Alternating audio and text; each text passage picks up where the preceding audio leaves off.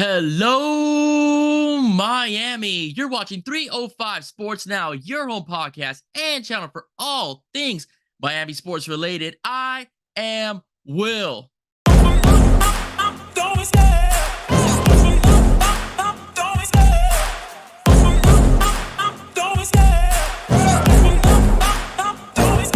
I love the chase and the hunt, and I set the pace when I'm running. I always take what I want and I always give it 100. Don't need a bank, no I'm funded. Play the game like it's nothing. I'm always thankful for something. Don't take for granted, stay humble. Now wake up!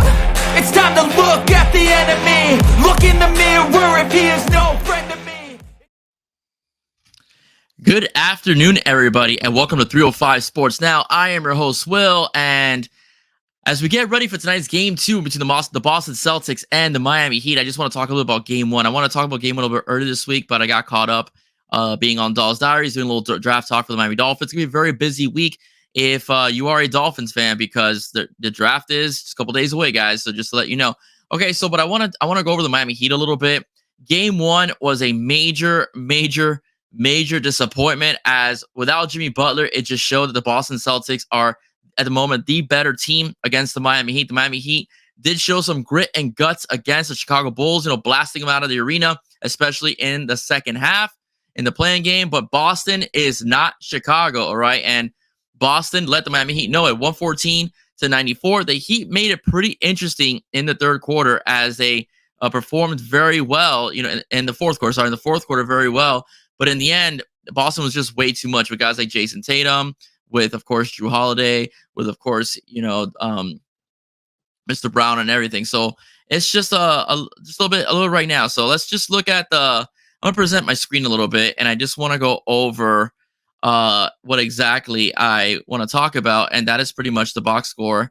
And within ESPN, hold on, let me go to, let's get this going.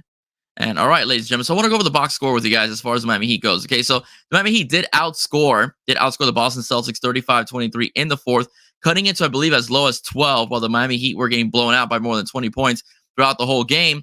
Boston pretty much obliterates Miami in the third quarter, 31-14.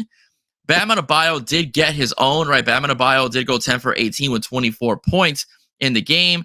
But the one that we've been talking about lately is Tyler Herro. Tyler Herro is supposed to be the go-to guy when Jimmy Butler's out, and Tyler Herro was a bit disappointing, I will say, in Game 1, as he only has 11 points, went 4 of 13 for 3 for 9 shooting from three-point land. Jaime Jaquez Jr. had 16 over 2 from 3, shot 50%. Jovic went 2 for 6 from downtown, 10 points. And let's look at the Boston Celtics. The Boston Celtics, 23 points out of Jason Tatum. Kristaps Porzingis, 18 points. Okay. Derek White with 20 points, and Jaylen Brown with 17, all right, as well. So Bam did his, all right. Bam got about 24 points in the game, about 6 rebounds as well. But the Miami Heat are going to have to do more in this game, all right, this upcoming night, tonight, if they want to make sure that they beat the Boston Celtics, because it's going to be really hard without Jimmy Butler, all right? If the Miami Heat get one game, if they get two, I'll be ecstatic, okay? I'll be very ecstatic. Do I have the guts? It's kind of hard to have guts when you don't have Jimmy Butler or Terry Rozier on the floor. You know what Jimmy gives you in the playoffs, and Terry Rozier is a good ball handler that could also give you timely scoring as well and good three-point shooting as well. So I do think the Miami Heat have a long road ahead of themselves and so on. If Jimmy Butler is playing, yeah, I do think Boston takes Game 1, but I don't think that it's going to be as easy for Boston because the Miami Heat know the Celtics very well. These two teams know each other very well. They play each other very tough as well. So I do think the Miami Heat, could be able to upset Boston if Jimmy Butler was playing or Terry Rozier was playing as well. But unfortunately, that's not the case. And injuries happen in the playoffs. The Milwaukee Bucks do not have Giannis Antetokounmpo and so on, and then Damian Lillard has stepped up. But the bottom line is that in the playoffs, that is where stars shine. And what I will say, though, after the series is over, whatever the outcome is, the Miami Heat will need to add another star player in the offseason, because Bam can't do it alone, and Jimmy's already in his mid-30s. The Miami have got to find a way to get it done and get somebody here that could pretty much put the scare in Boston. Boston made some pretty good adjustments in the offseason, getting Porzingis and picking up Drew Holiday. Those are very good pickups.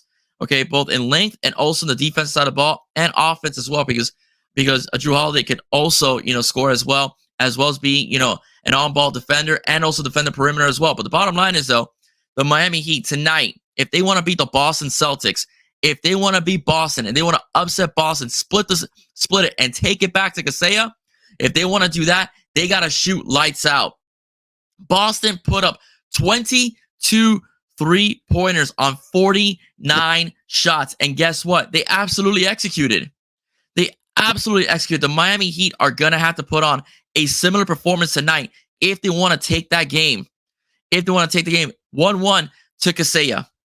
It has to happen. It needs to happen for the Miami Heat. The Miami Heat have got to play the best basketball of their lives tonight over in Boston. Can the Heat do it? Yeah, they've done it before. The Heat are capable of beating good teams without Jimmy Butler, but now we're in the playoffs. The stakes are higher and teams get better, and now you're planning for one team. It's not like you're planning for another team the next night. And no. You're planning for one team. One team that knows you very well because you've played each other all the time in the regular season and in the playoffs as well. So tonight has got to be Miami's night. I want Miami to take it back to Kaseya, and hopefully we can make something happen. But I'll say this. I don't believe in moral victories. But without Jimmy Butler, without Terry Rozier, a hobbled Duncan Robinson, who's been shooting lights out this year from three-point land, and now it's been giving you some drives to the basket. Miami can get two. You gotta pat yourselves in the back, Miami, on that one. But the bottom line is, though, in the end, in the offseason, the Heat have got to upgrade their roster. And if you gotta trade Tyler Hero, make it happen. Make it happen. Okay, the Miami Heat have proven they could develop guys, from their G leagues. They've proven it. Hayward Highsmith, Jovic was drafted. He's playing very well, 20 years old. Heat scouting is very good. Jaime Hawkins Jr., guy's a beast out of UCLA.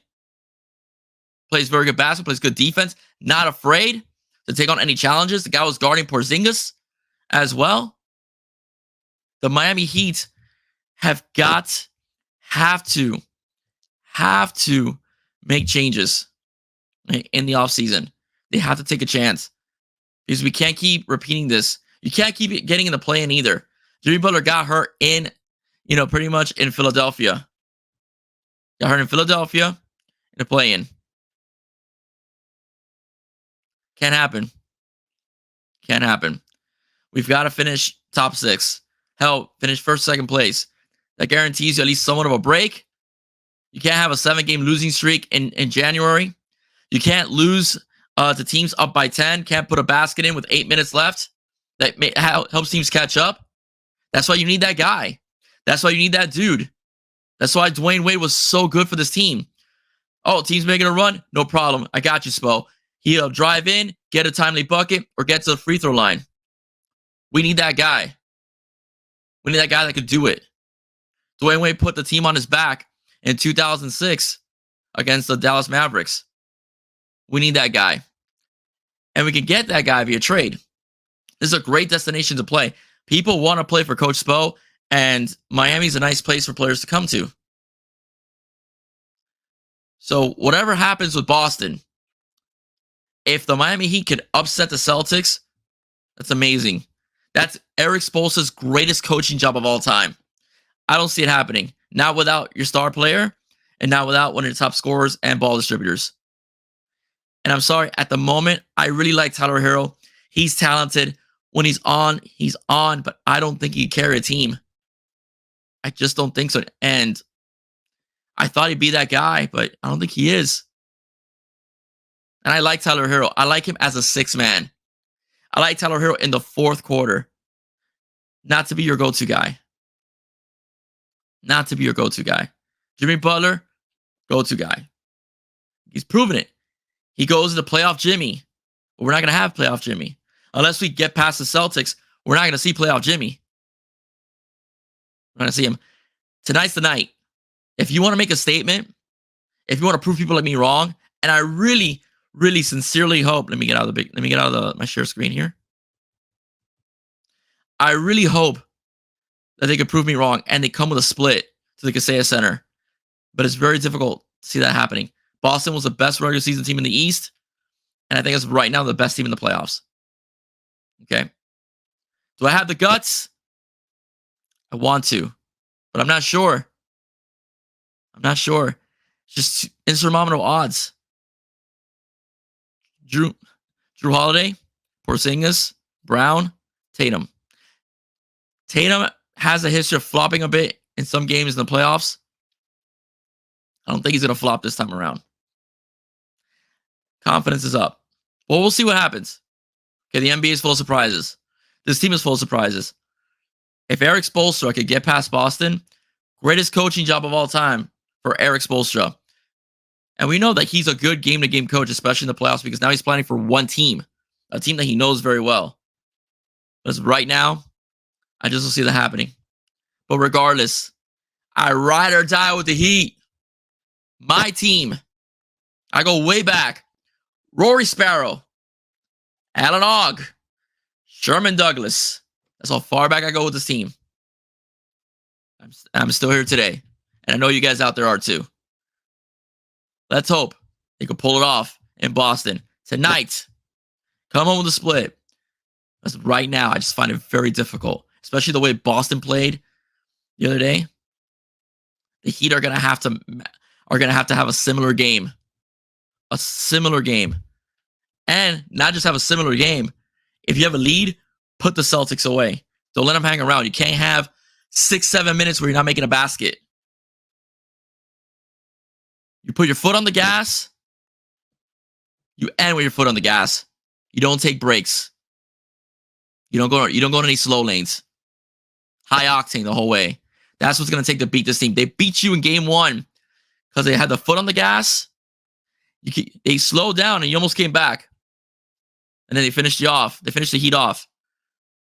But the bottom line is, though, without your best player, without your other go-to guy, which is Terry Rozier, ball distributor and scorer, that Ferrari's got to keep moving. No lights. No stop signs. Go through them. All right, ladies and gentlemen, if you like what you heard, that's it for me. If you like what you heard, please do not forget to like, share, and subscribe to 5 Sports Now. Once again, I'm Will. Stay safe. God bless. See you soon. Go Heat, guys. Bye-bye.